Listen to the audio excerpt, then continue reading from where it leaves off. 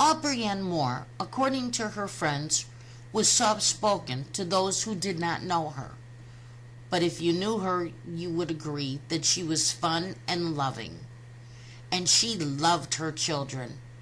If she was out and away from them from any period of time, she would worry, and she would make them the center of the conversation.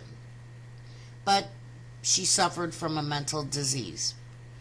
In September of 2018, a social worker filed a petition to have her committed to a psychiatric hospital.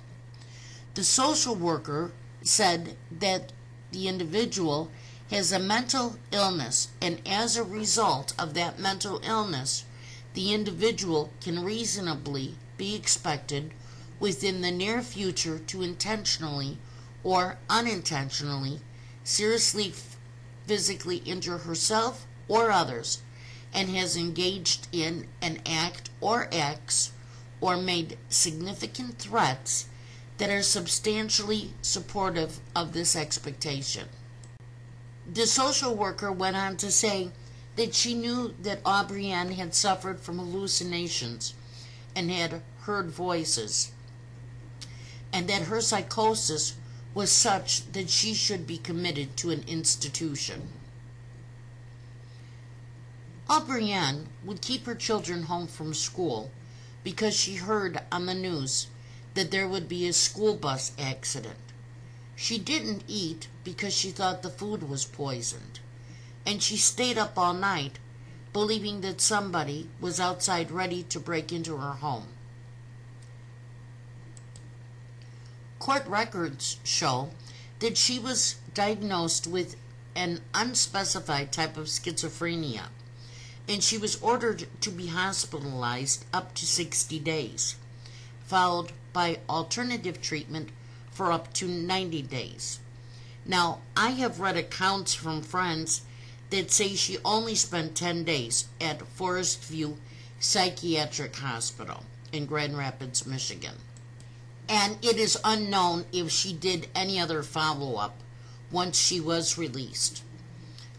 There are no court records in either Newaygo or Kent County showing abuse issues involving Moore and her children, and there was no child welfare or abuse investigations concerning them. Sadly, not even 6 months later, on February 18th of 2019, Aubrianne shot and killed her 3 daughters before turning the gun on herself. Earlier in the day, she had used a fake doctor's note to take her 2 older daughters, age 6 and 9, out of school early. They stopped for lunch, and then she drove to a heavily wooded area on a property that belonged to her great-grandmother. She then brought each child into the woods individually and shot them with a hunting rifle. After she put their bodies in her car, she drove to her boyfriend's home, where she shot herself in his driveway. You know, when I was reading this, I couldn't help but have such sorrow in my heart, because as we learned from her friends, she was a good mother, the best that she could be. And according to the different county officials, there was no abuse or there was no neglect charges. She just had a psychotic break.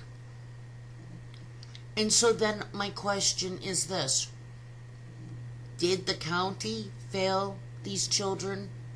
Did they fail Aubrianne? I believe they did. Why somebody who had such a severe mental illness had custody of her own children is puzzling to me. That was putting those children right on target. Because we learned from the social worker that she had the capacity to unintentionally hurt somebody or herself. And that she did. And so now I wonder how many children or how many mentally sick people have to die before our counties and the authorities and these agencies wake up and start paying better attention. So many of these deaths could be avoided. Let me know what you think in the comments.